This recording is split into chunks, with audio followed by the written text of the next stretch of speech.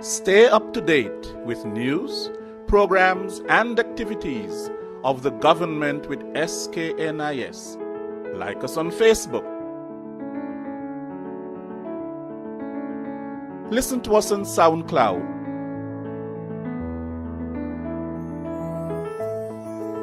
Follow us on Twitter. And watch our videos on YouTube. Connect with us today. SKNIS, St. Kitts and Nevis Information Service.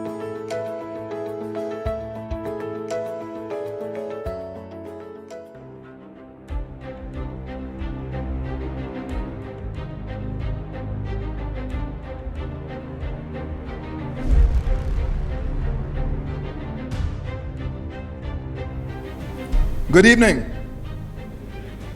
Good evening. Thank you. I don't know about you, but I have a distinct preference for speaking to those who are awake and alive. And I recognize they're always late. I'm between you and the awards, and for others, between you and the strip. So I will not tarry too long. But I'm grateful to Commissioner Quealy for the opportunity to say a few words tonight. So here's a true story. When Commissioner Quealy first approached me to speak at this dinner, I readily agreed, subject to my schedule, pre-existing commitments. Once I confirmed, he then said to me, "I want you to speak on crime and the economy."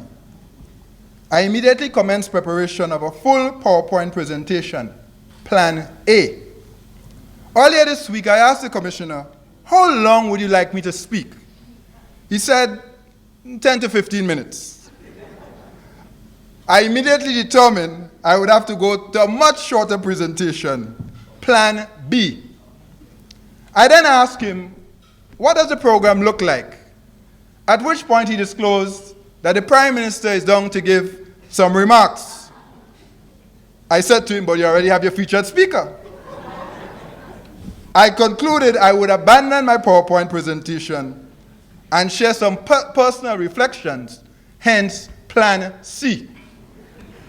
So I proceed with Plan C.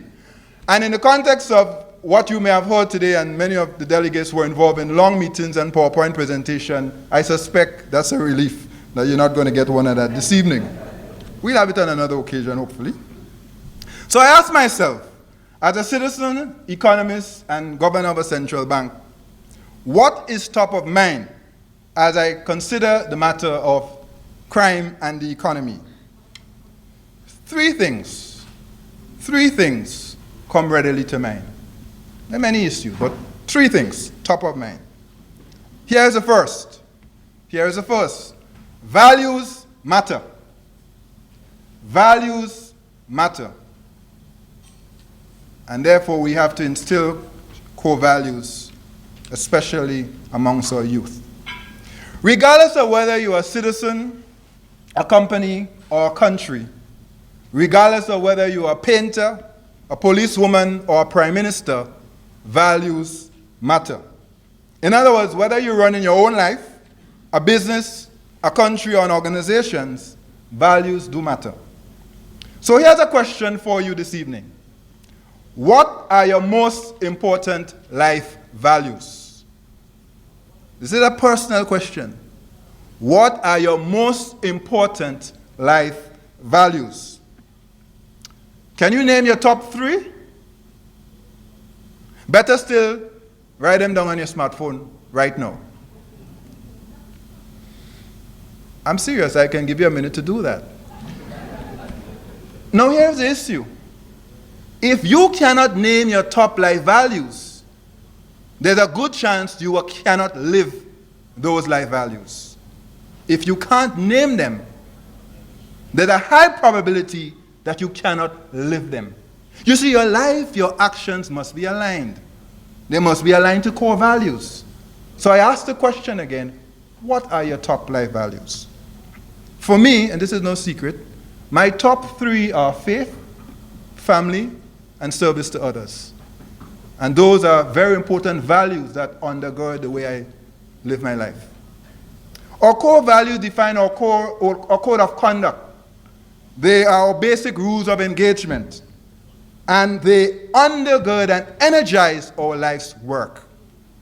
And before I continue, I do want to specially recognize the awardees this evening. And I'm very pleased, and I want to commend and congratulate the Commissioner for this initiative. Let's give him a round of applause.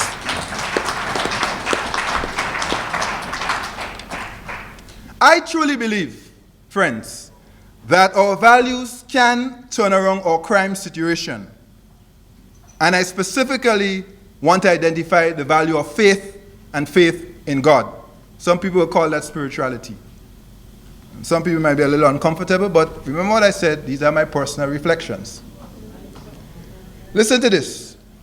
A converted cannibal in the Pacific Islands was sitting by a large pot reading his Bible when a tourist approached him and asked, "What are you doing?" The converted cannibal replied, "I am reading the Bible." The tourist coughed and said, "Don't you know that modern civilized man has rejected that outdated book?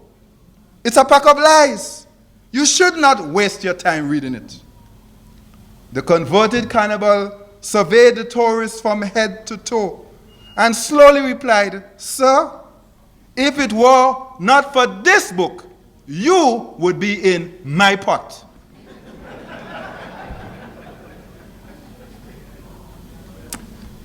You see, the converted cannibal did not commit crime, did not commit a homicide, because he had committed his life to Jesus Christ. Folks, I want to tell you something. In this fight against crime, we have to use all our tools. All of our tools. Intelligence, technology, human power. And one of the tools that we must use is our faith tools. I'm very, very clear on that. All hands on deck, all tools on deck. And we have to invoke and deploy all of our tools. So I want to celebrate and salute the people of faith in the police force, including the St. Christopher and Nevis police force, and across the region, who are people of faith. That is part of the fight. And you must never be ashamed of your faith. Never be ashamed of your faith. And I'm going to say why in a minute, perhaps. Values matter. The economics of crime draws on the theory of individual choice. The life of that tourist, in the story I just related, was spared because the cannibal chose to follow Jesus Christ. And in so doing, forsook a life of homicides. Homicides? Cannibals? Does that make sense? Very well. When we consider the public policy of crime fighting, we are ever mindful of the old adage, an ounce of prevention is better than a pound of cure. In economic terms, preventing crime is far cheaper than detection, prosecution, incarceration, rehabilitation, and reintegration. I think everybody could agree with that. So the economics of crime point us to getting our values right. At the first instance, surely we have to deal with prosecution and all of that at the other instance, but at the first instance. It is interesting to note that after the debacle with Enron and WorldCom and so on, that MBA programs and other business courses increased, expanded, ramped up their teaching on ethics. Interestingly, ethics. Counseling students not to engage in financial shenanigans and fraud, also known as lying and stealing, or perhaps I should say thieving. That has more resonance perhaps for many. Well, guess what, folks?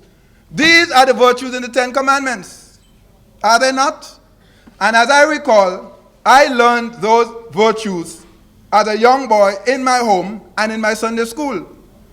Here it is that people are now going to university to learn don't lie, don't thief, don't steal, don't thief. And paying thousands of dollars to do that. To tell them what is right and what is wrong. And depending on where you go, including some places in New York, they tell you as long as you don't get caught, it's legal. Values matter. And I want to submit, as we think about how we confront crime, that is one way we must deal with it. You see, when our youth are confronted with certain situations, their core values must speak to those situations. They cannot in that instant try to decide which way to go. Their values, their inner core must speak in those situations. Their moral compass must guide them from what is right and what is wrong. If you try to do it at that stage, it is too late. We have to instill that. I was speaking to the Attorney General, we were on a flight the other day, and he was saying, after 9 years, perhaps, it's already too late. After 9 years, because people are already bent a certain way. Values matter. And before I move to my second point, I just want to encourage again all of those who are deploying your faith tools to do so unashamedly, because it is part of the fight against crime. And it has some economic sense, some spiritual sense, and good sense. And by the way, common sense is still perhaps not as common as it used to be. So the first point, top of mind, personal reflections, values matter. That's number one. Here's the second. And I'm going to give you three and then I won't stop. That's the good news. The second is this. Our education system, I believe, is failing many of our youth. Some of you might be wondering why I'm going there with education. Well, I happen to have been a financial secretary for many years, and I know we spend a lot of money on education. But here is the problem. Too many of our youth, especially our male, are getting lost in our education system. I fear and I am very concerned about the obsession with subjects. There is a cartel, a collusion. There is a conspiracy. There is a very concerning situation where good people, parents and teachers, are conspiring to get bragging rights for who get the most subjects. Now, let me be clear. I respect educators and teachers. My dear mother is an excellent educator, and I have a lot of respect for teachers. But I am very concerned about this obsession with bragging rights to see who get the most subjects. Because what we see there is that many of our people are completing their education without the requisite skills, without the requisite values to be able to navigate in today's world. The Caribbean spends more than the average developing country on education. That's a fact. I've looked at the numbers.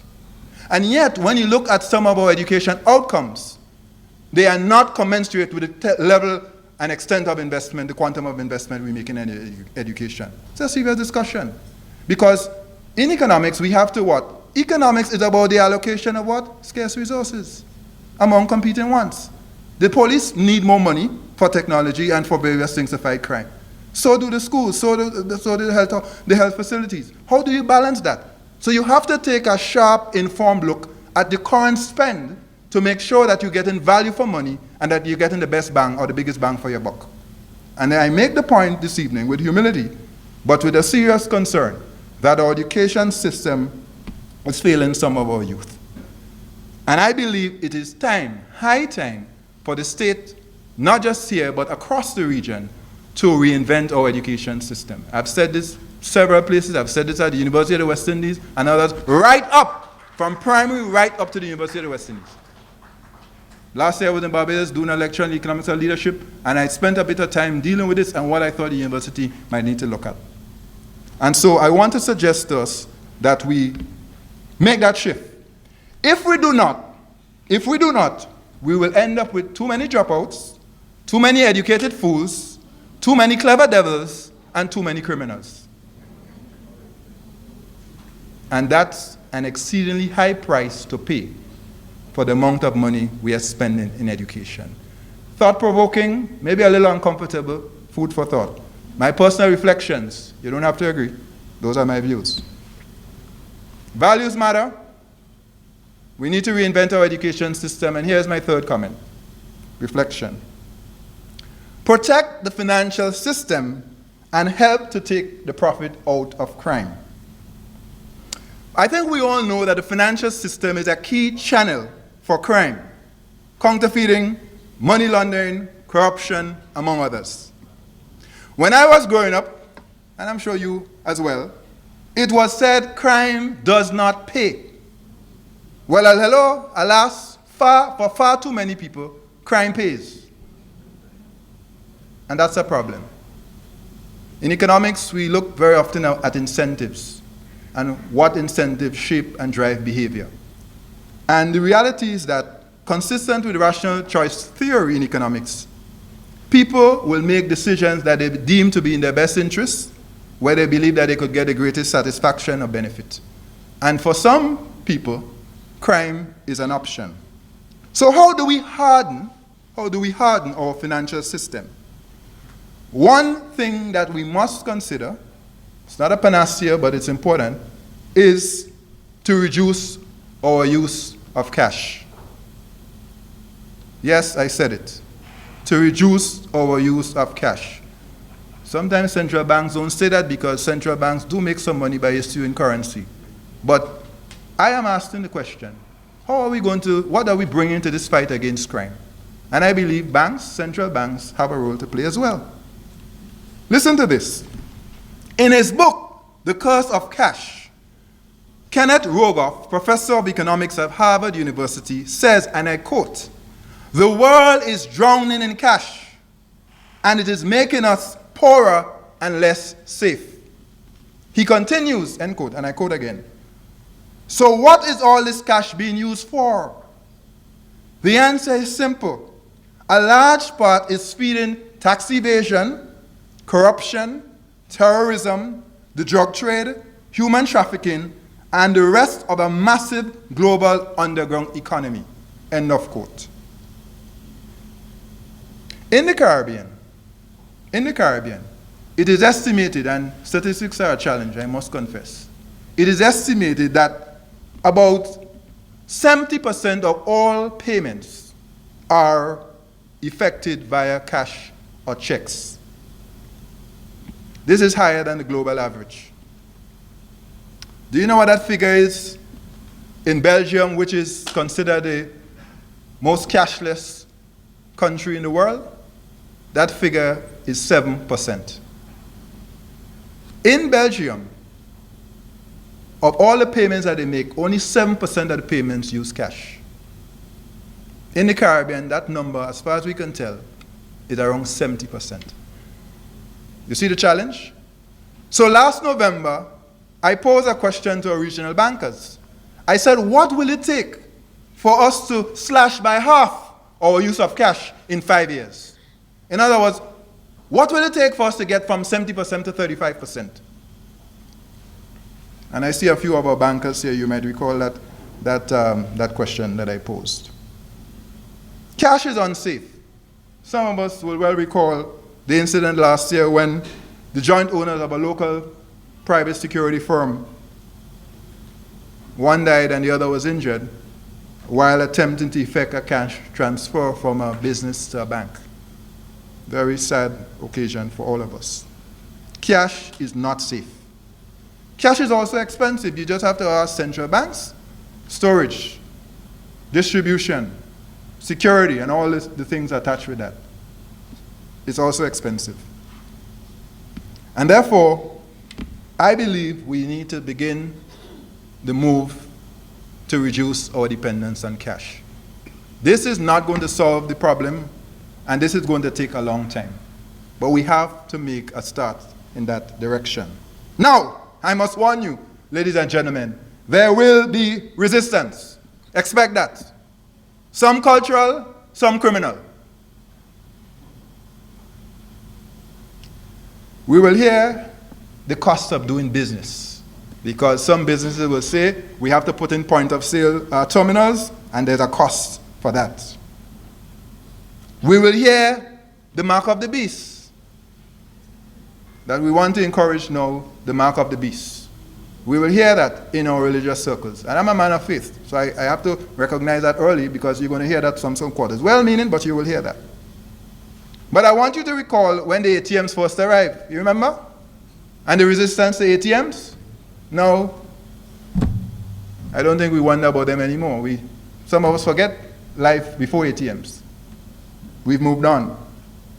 And I actually believe that the prevalence of smartphones gives us a strong advantage to move in that direction. Because the reality is that many of us already have smartphones. But here's the problem.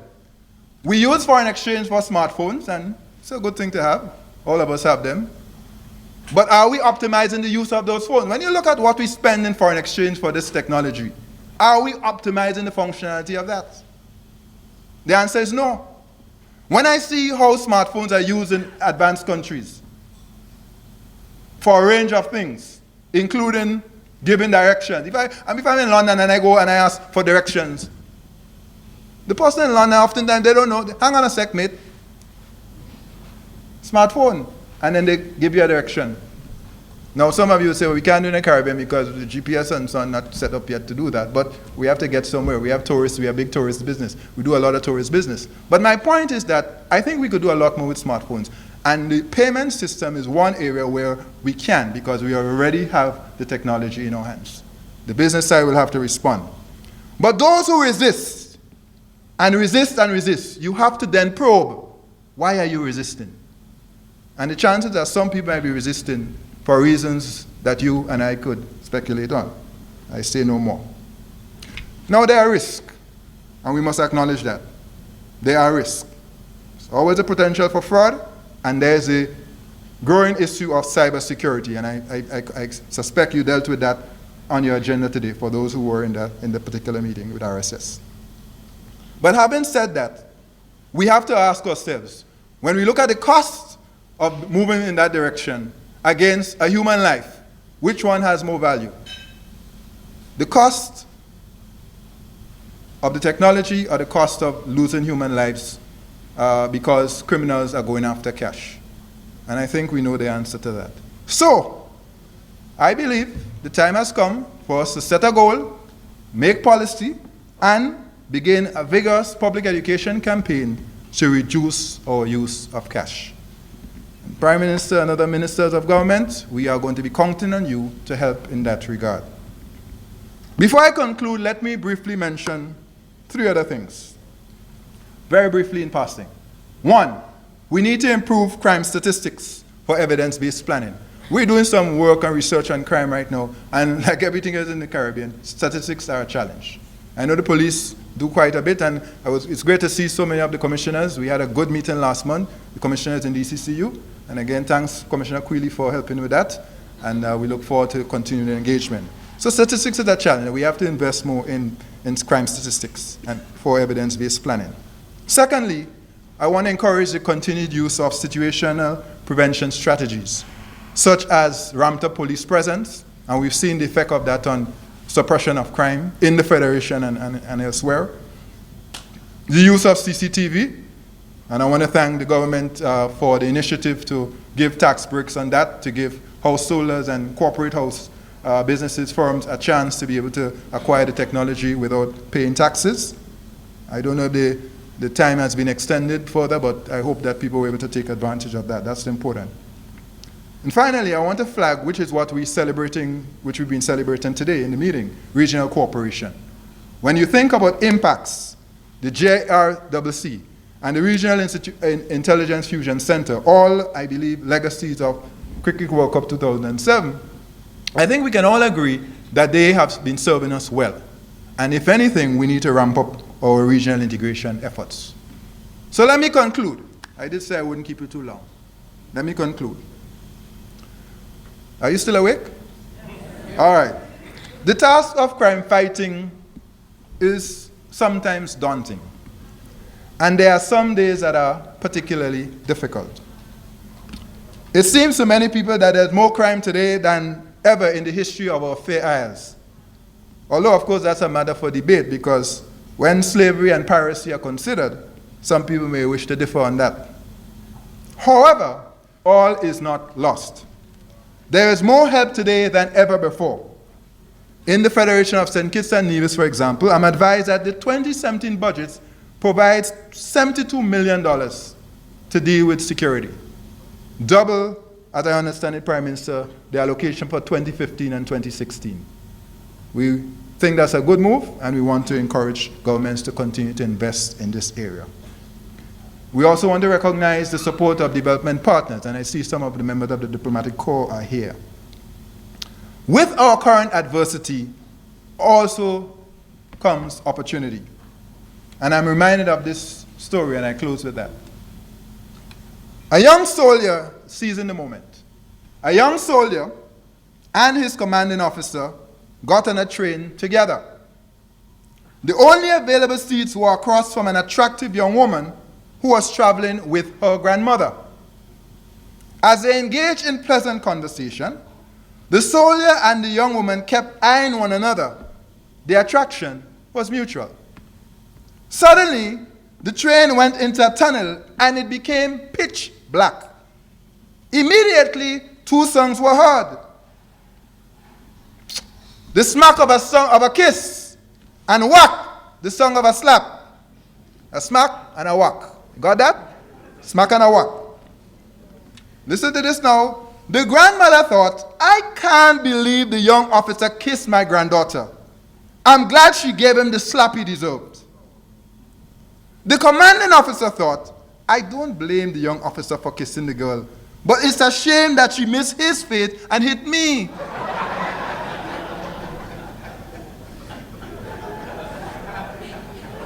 The young girl thought, I'm so glad he kissed me. I just wished my grandmother had not slapped him for doing it. As the train broke into the sunlight, the young soldier had a broad smile on his face. He had just seized the opportunity. He had just seized the opportunity to kiss a pretty girl and slap his commanding officer, and had gotten away with both.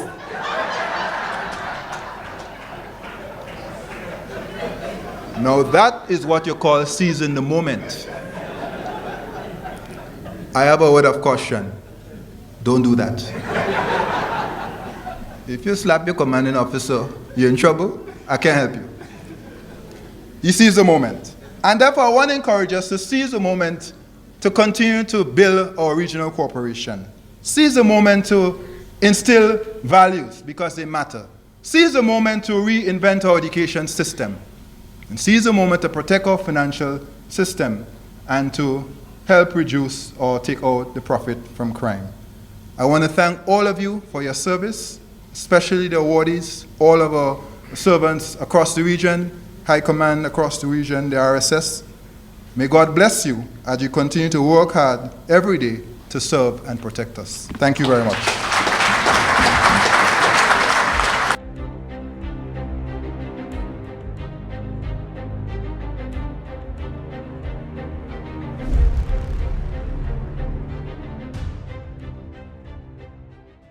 Stay up to date with news, programs, and activities of the government with SKNIS. Like us on Facebook. Listen to us on SoundCloud.